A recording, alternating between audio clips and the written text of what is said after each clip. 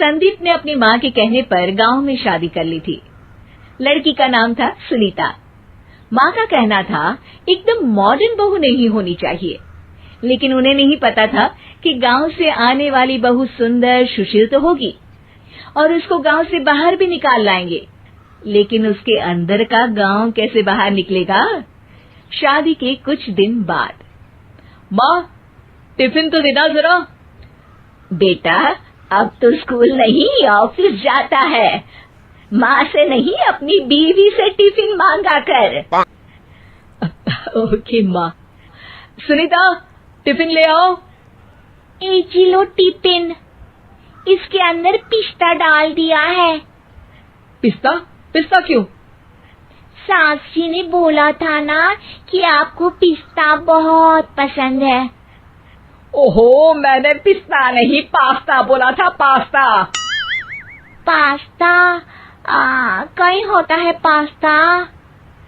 अरे बेटी तू रहने दे, मैं बना दूंगी। अच्छा किया कि पाव भाजी बनाने का नहीं बोला, वरना किसी के पाव बना देती है। सुनीता को बुरा लगता है, लेकिन उसकी नादान हरकतें कम नहीं होती। ऐसे ही एक दिन, अरे तुमने ये क्या लगाया है? अरे आप वो फूस फूस करके लगाते हैं ना, वही। डियो? का दियो? किसको दियो?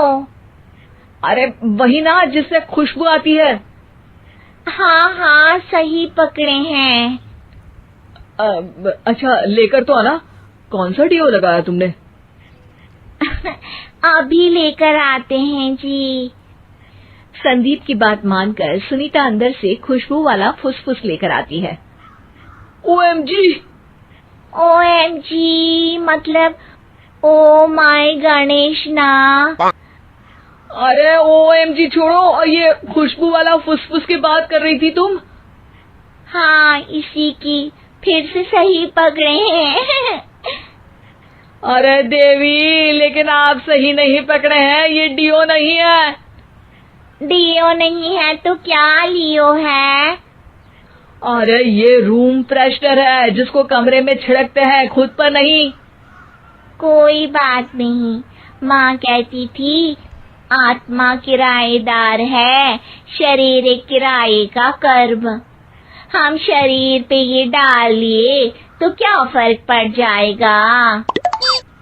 अरे बहू, ओ बहू, मेरे लिए फल तो ले आ, फिर मैं बाजार जाऊंगी। सुनीता अपनी सास के लिए फल लेकर आती है। अरे बेटा, पपीता, तरबूज और सेब फल ऐसे कैसे खा लूं? काट कर तो ले आ।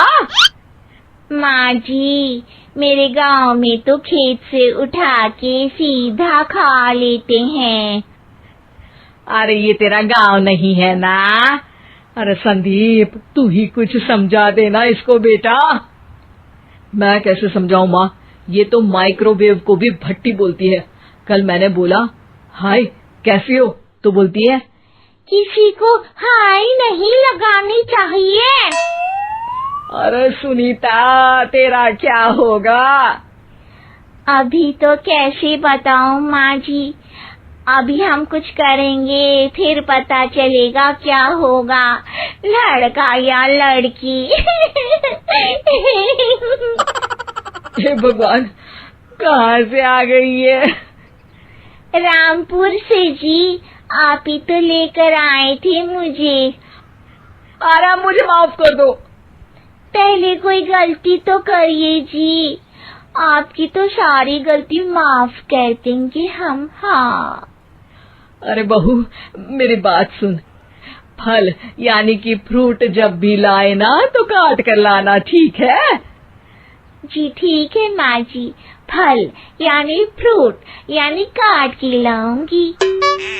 सुनीता रोज ही कोई ऐसी हरकत कर देती जिसकी वजह से उसे घर में दो बातें सुननी पड़ती।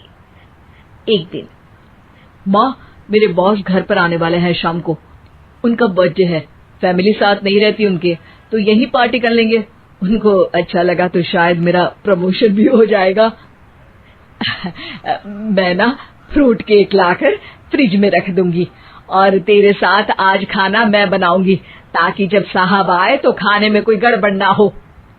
शाम को जब सारी तैयारियां हो जाती है, संदीप के साथ बड़े साहब भी घर आते हैं। फ्रूट केक तो ले आना बहू, फिर खाना खाएंगे। अरे इस सब की क्या जरूरत थी, आपने बुलाया वही काफी है। सर, आपका परिवार शहर में नहीं है तो हम ही आपके परिवार जैसे हैं सर। इतने में ही सुनीता फ्रूट केक लेकर आती है और बड़े साहब की टेबल पर रख देती है, और जैसे ही केक के ऊपर का बॉक्स हटाती है, ओह, ये क्या है? केक तो कटा हुआ है। मैं तो ऐसा नहीं लाई थी। आप मुझे शाबाशी दे सकती है माँ जी, मैंने ही केक काट दिया।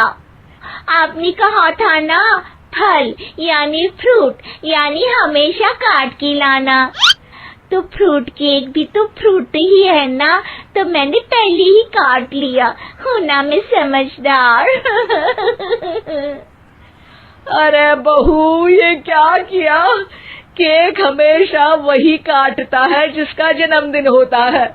तुझे एक बात भी समझ नहीं आती, एक नंबर की बेवकूफ है। पूरा माहौल बिगड़ चुका था। संदीप को लगने लगा था कि साहब उसे प्रमोशन तो दूर की बात है, कहीं डिमोशन ना दे दे, लेकिन साहब बीच में ही बोल पड़ते हैं। अरे कोई बात नहीं, ये इनकी बेवकूफी नहीं है, इनका भोलापन है। बेटा आप कहाँ से हो? रामपुर गांव से। अरे वाह, गांव से? फिर तो आपके गांव में ताजे फल और सब्जियां मिलते होंगे। हाँ, सही पकड़े हैं। हम तो काटते भी नहीं, सीधा खा लेते हैं। मैं ना एक बार तुम्हारे गांव घूमने जरूर चलूंगा। क्यों संदीप, ले चलोगे ना? मुझे गांव घूमना बहुत पसंद है। बस फिर क्या था, संदीप और सास दोनों खुश हो गए, क्योंकि साहब को सुनीता ने गांव की बात करके खुश कर दिया था। अब संदीप का प्रमोशन पक्का था। शिक्षा, कभी भी किसी भी गलती पर घबराना नहीं चाहिए। हो सकता है कि उस गलती की वजह से आगे बड़ा फायदा हो जाए।